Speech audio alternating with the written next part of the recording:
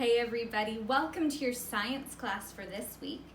This week we're talking about how we use plants. Now, up until this class, we have really focused on plants as things that are good for our environment because they produce oxygen. They hold the soil together to keep erosion from happening. We eat plants, right?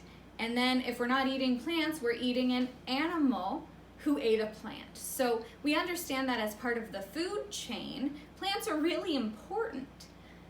But we use plants for so many other things, right?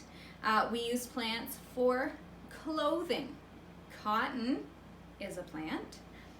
We use plants, just like look around your house right now. You might even be sitting on a plant. I know I'm really close to something that is made with a plant, wood. We use wood all over the place for building homes, for building furniture, for building cupboards and cabinets, and even my clock, you can't see it, it's sort of behind you, is made of wood. So, there are about 1 billion different reasons we use plants. Today we're going to focus in on using wood, lumber, and we're going to talk a little bit about how we go from a tree to maybe a piece of wood or even a piece of paper, which I think is really cool. So I have given you a couple sheets. You'll see those in your package for the week. We're going to talk about, we're going to really focus in on paper today. I think we remember from social studies, we saw the video of the sawmill. So you remember seeing that giant log and how they sawed it in different directions to make these long blocks of wood that you could really use for building. Now, paper comes from wood.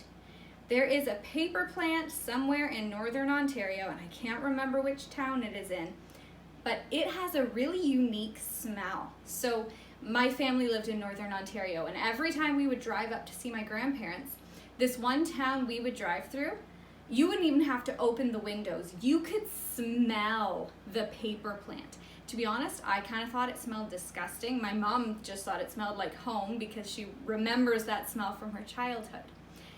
What we were smelling was probably the chemicals that they were using in the processing of this paper. So, when you take a look at your book, on this second page, there's 4 pictures that describe the process of going from wood to paper. So take this out. We're going to read it together, just those 4 boxes. If you don't have it out already, you can pause the video and come back in a second. Good. All right. In the first box, first, loggers cut down trees. Well, that makes sense. We can't just sort of start making paper by going up to a tree and cutting tiny pieces off it. So they have to cut the tree down. Great.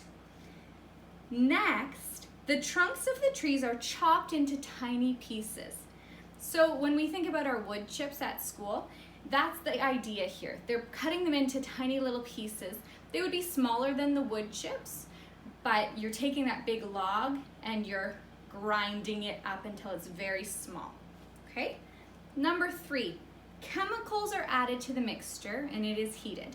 Some of the chemicals might include things that turn the paper white. I don't know about you, but I don't see very many white trees outside. Most of them have a darker color.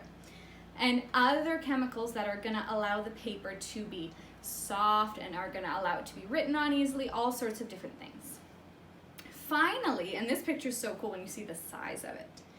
You see the person on top of that bridge? That's a big roll of paper.